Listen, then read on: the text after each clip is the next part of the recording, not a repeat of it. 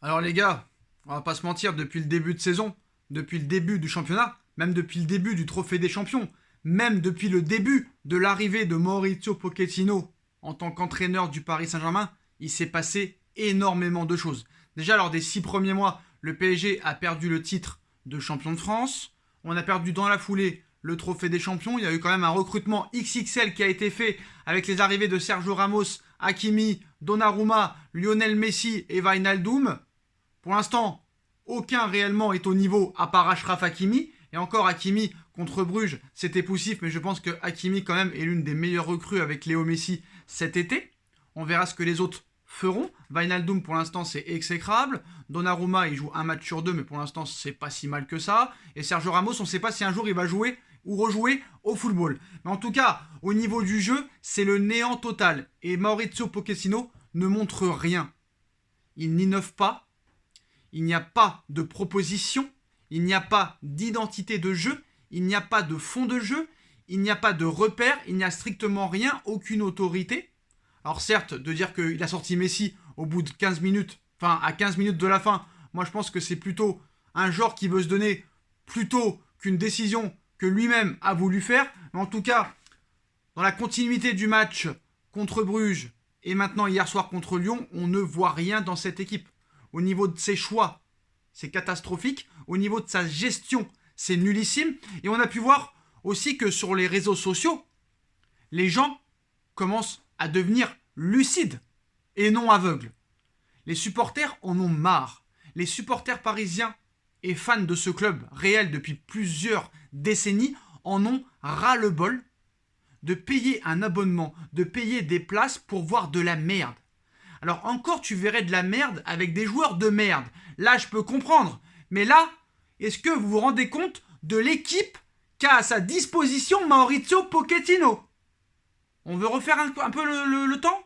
Lionel Messi, 6 ballons d'or. Kylian Mbappé, champion du monde. Angel Di Maria. Neymar Junior.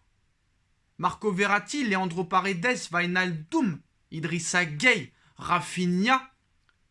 Un mec comme Xavi Simons, qui nous aurait été utile hier au milieu de terrain. Pourquoi ne pas tenter Xavi Simons au milieu de terrain? Pourquoi ce joueur-là n'a pas sa chance? Pourquoi tous les autres clubs ont les couilles et les cojones de mettre des joueurs de 17-18 ans et pas nous? Qu'est-ce que Ebimbe a de plus que Xavi Simons? Pourquoi Ebimbe a eu du temps de jeu et pas Xavi Simons? Qu'est-ce qu'ils ont contre Xavi Simons? Qu'est-ce qu'ils ont contre Michou? Qu'est-ce qu'il a contre Rafinha? Et à un moment donné, ces joueurs-là ont été recrutés pour quoi faire? Pour faire quoi? Et sur quelle justification il ne les met pas? Alors que je sais que les médias ne posent pas les bonnes questions, mais est-ce que lui va prendre un petit peu un jour ces choses, ses responsabilités? Ce mec-là, en conférence de presse, c'est le néant total. Que ce soit l'avant-match ou l'après-match. Mais on a pu voir que sur les réseaux sociaux, et ça m'a fait plaisir, que non seulement Maurizio Pochettino, mais aussi Nasser Khelaifi et un petit peu les propriétaires du Paris Saint-Germain et les dirigeants du club se sont fait complètement fracasser sur les réseaux sociaux hier. Bon, on voit un petit peu que les paroles et la communication de Maurizio Pochettino, elle ennuie tout le monde. Le mec est en plein langue de bois. Le mec ne prend jamais ses responsabilités. C'est jamais de sa faute. Un coup, c'est la faute de la pelouse. Un coup, c'est la faute de l'effectif qui n'est pas au complet. Un coup, on ne peut pas le juger aussi rapidement. Le mec a toujours un problème. Et on sait ce qui s'est passé entre l'intronisation de Pochettino et le départ de Tuchel. Moi, j'ai jamais été un grand fan de Tuchel. Mais force est de constater que Tuchel, depuis qu'il est à Chelsea, il a gagné la Ligue des Champions, il a gagné la Super Coupe d'Europe. Tuchel était au PSG il y a quelques temps. Ça passe mal au niveau de Doha, ça passe très mal. Thiago Silva, ancien capitaine du PSG, qui a aussi gagné la Ligue des Champions. Emery qui gagne des Europa League. Thiago Silva qui a encore été buteur hier avec Chelsea face à Tottenham. Le match contre City approche à grands pas pour le PSG et j'ai bien peur qu'il se passe des choses très négatives pour Maurizio Pochettino dans les prochaines semaines. Parce que je pense que du côté de Doha, ça n'a pas du tout été apprécié que Léo Messi sorte à 15 minutes de la fin. On sait que Neymar et Mbappé, ça leur est jamais arrivé ça. Jamais un coach n'a sorti Mbappé et Neymar à 15 minutes de la fin. Un jour, Tuchel avait mis Mbappé sur le banc parce que Mbappé avec Rabiot était arrivé en retard à la causerie.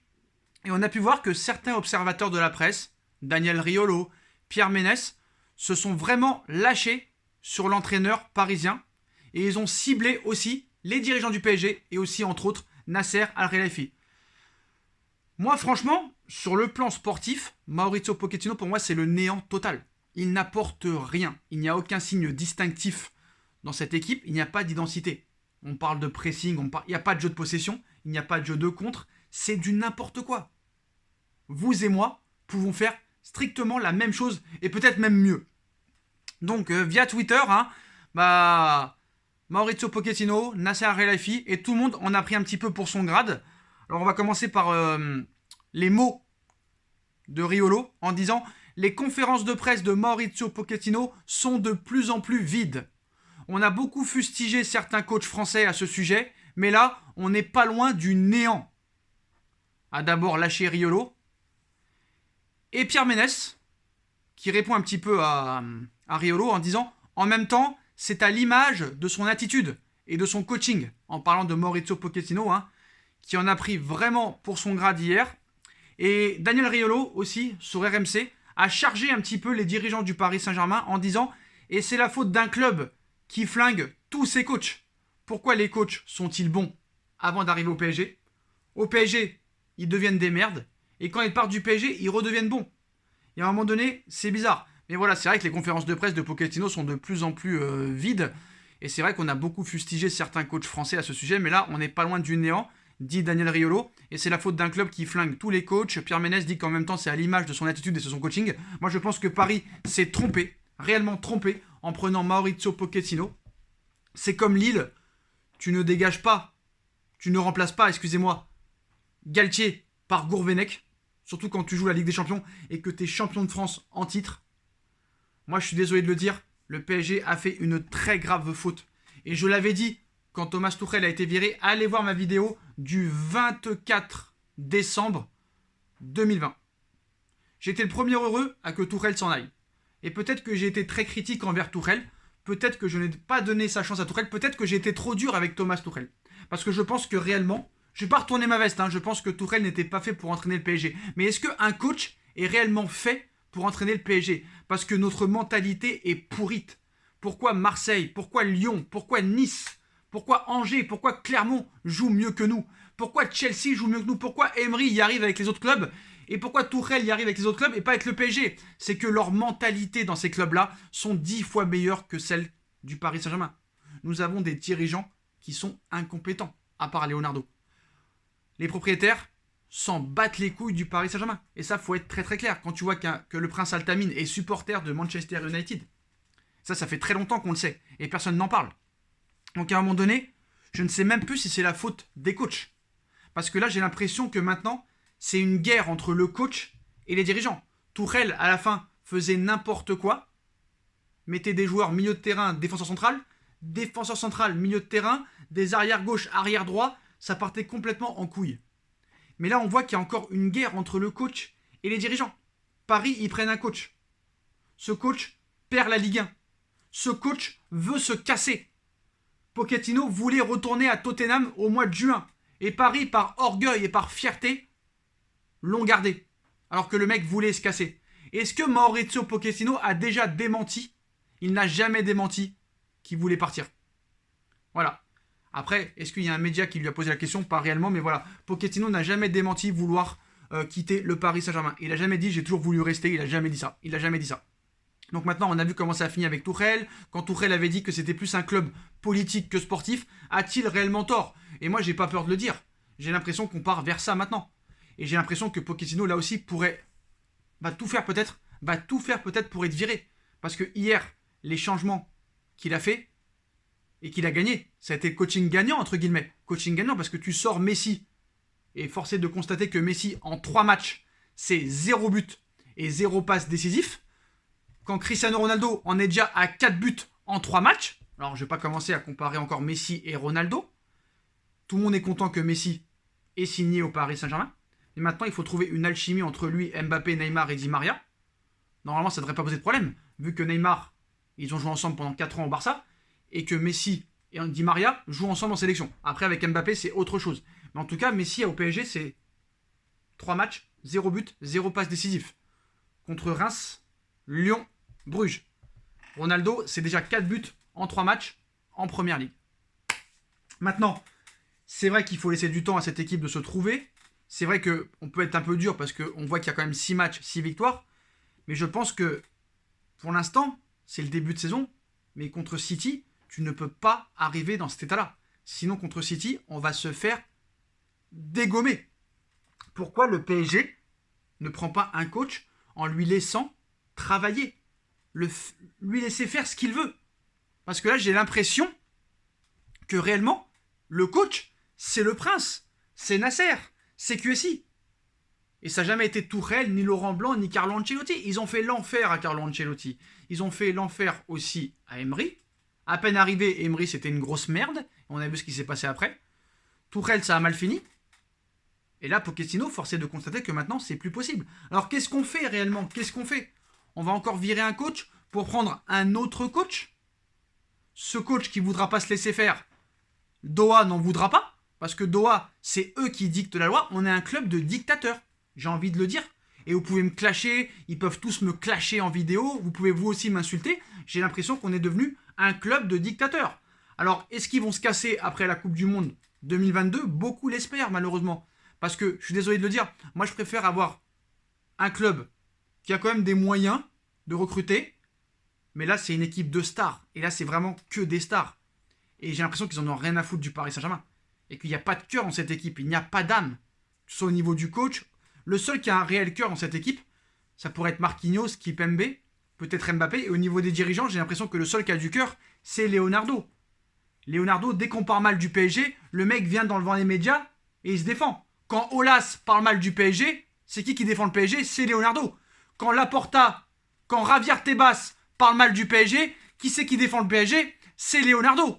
Quand la presse parle mal du PSG, qui c'est qui défend le PSG? C'est Leonardo. C'est toujours Leonardo qui défend le PSG. Et ces mecs-là, ces footix de merde, qui sont pour le PSG depuis seulement 2 ans, sont en train de dire que Leonardo est le coupable du mercato. Ah bon? Combien de clubs auraient aimé avoir le mercato qu'on a fait? Moi, je respecte très clairement Leonardo. Pour moi, Leonardo est le maillon fort des dirigeants. Le maillon fort. Maintenant, je pense qu'à un moment donné, ce club-là ne changera jamais. Ce club, c'est Doha qui le gouverne. C'est QSI qui le gouverne. Et malheureusement, j'ai bien peur que rien ne change. Et que jamais rien ne changera. Voilà, parce que je pense que là, tu peux changer 10 fois de coach. On me parle de Zinedine Zidane. Si Zidane vient, je demande encore à voir aussi. Je demande aussi à voir pourquoi les Mourinho ont refusé, pourquoi les Simeone ont refusé, pourquoi les Guardiola ont refusé. Parce qu'ils savaient très bien qu'au niveau des négociations, ils ne pourraient pas faire ce qu'ils veulent. Alors que City a toujours laissé faire ce qu'il voulait Guardiola. Chelsea a toujours voulu laisser faire les coachs. Pareil pour United, ils ont toujours eu le temps de travailler et d'avoir les pleins pouvoirs. Sauf que j'ai l'impression que Doha dicte la loi au coach. Tu mets ce joueur-là, tu ne fais pas jouer ce joueur-là, tu ne peux pas sortir ce joueur-là. Et là, comme maintenant Pochettino peut-être désobéit à Doha, en faisant sortir Messi, en faisant Hakimi sur le banc, allez savoir. Allez savoir. Je me pose la question. Maintenant, on va voir ce qui va se passer. Et je pense qu'on va voir les 2 prochains matchs de Ligue 1, comment ça va se passer. Mais surtout le match contre City, parce que je pense que Pochettino va déjà jouer sa tête contre City. Parce que si on perd contre Manchester City, au Parc des Princes, ça fera 1 point sur 6. Après, tu vas à Leipzig, quand on a mis 3 à City. Tu iras à l'Etihad Stadium au match retour. Si tu perds contre City, déjà, c'est sûr que tu perds la première place et peut-être même la qualification, même s'il restera 4 matchs après. On verra. Après, on sait que cette équipe est capable de tout. On sait que cette équipe est capable du meilleur comme du pire. Elle est capable de faire 1 partout contre Bruges et de mettre 3-0 à Manchester City. Ils l'ont déjà prouvé contre Barcelone, contre le Bayern, contre le Real en match de poule. Tout est possible avec cette équipe. Mais voilà, les postos, je pense qu'il y a vraiment un problème interne et que tant qu'on ne laissera pas travailler les coachs, personne n'y arrivera. Et j'ai l'impression que les coachs, quand ils arrivent ici, ils ont tellement une pression de la gagne très rapidement que les mecs ont les frissons, ont une peur totale. Je ne sais pas ce qui se passe, mais voilà les postos, dites-moi en commentaire ce que vous en pensez. Je compte sur vous pour bombarder la barre de like. On like, on partage, on commente, on s'abonne. Et on se retrouve très rapidement pour une nouvelle vidéo. Tchuss.